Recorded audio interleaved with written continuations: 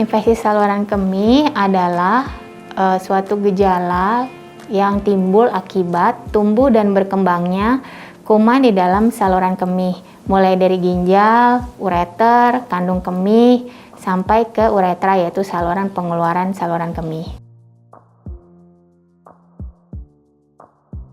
Saluran kemih mempunyai beberapa faktor risiko dan penyebab.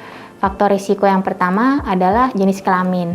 Untuk jenis kelamin perempuan, lebih mudah untuk terkena infeksi saluran kemih karena secara anatomi muara uretra atau muara saluran pembuangan perempuan itu dekat dengan muara pembuangan saluran cerna, di mana saluran cerna itu mengandung banyak bakteri yang bisa menjadi penyebab infeksi saluran kemih.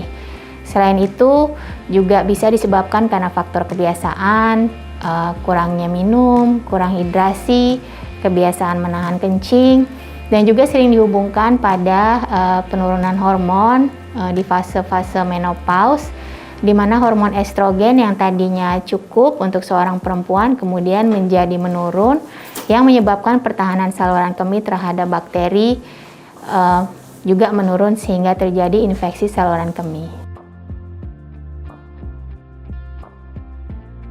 Gejala-gejala infeksi saluran kemih adalah yang paling sering tentunya buang air kecilnya sakit, kadang-kadang sedikit-sedikit, kemudian istilahnya mungkin di awam adalah anyang-anyangan, bolak-balik ke kamar mandi tetapi kencing yang keluar tidak banyak, kemudian beberapa menit lagi sudah harus kembali lagi ke kamar mandi.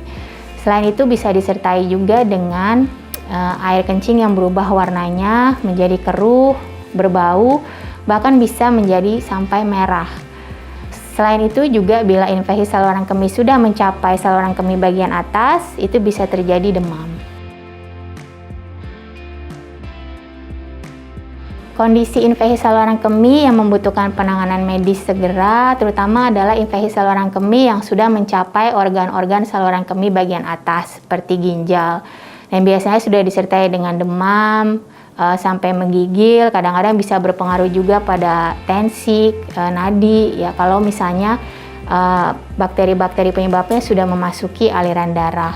Sedangkan untuk infeksi saluran kemih bagian bawah, biasanya gejalanya lebih sering anyang-anyangan, buang air kecil nyeri, kemudian sampai bisa berdarah. Tetapi itu pun juga tetap memerlukan pertolongan atau konsultasi ke dokter untuk dilihat penyebabnya dan juga tentunya untuk mendapatkan terapi yang sesuai.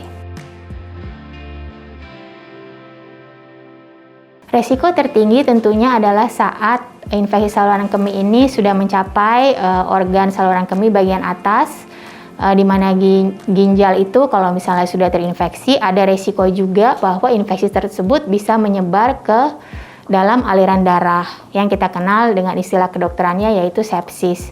Itu pasien bisa demam, menggigil, dan kemudian mulai berpengaruh pada tanda-tanda vital seperti tensi yang mulai menurun, kemudian nadi yang cepat, bahkan kehilangan kesadaran. Jadi kalau misalnya sudah ditemuin tanda-tanda seperti demam, segeralah untuk berkonsultasi ke dokter. Cara mengobatinya tentunya adalah mendiagnosis secara tepat.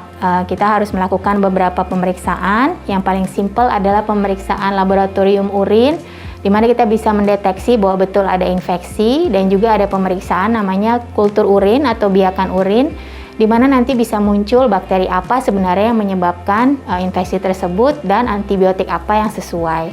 Setelah itu kita bisa menentukan terapi apa yang tepat, dan kemudian nanti ada beberapa hal yang harus juga kita jelaskan bagaimana cara mencegahnya agar tidak terulang kembali.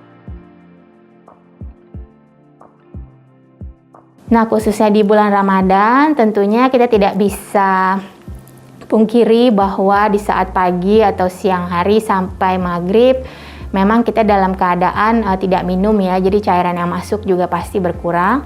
Tetapi kiatnya adalah mencukupi kebutuhan cairan kita pada saat sahur dan berbuka puasa.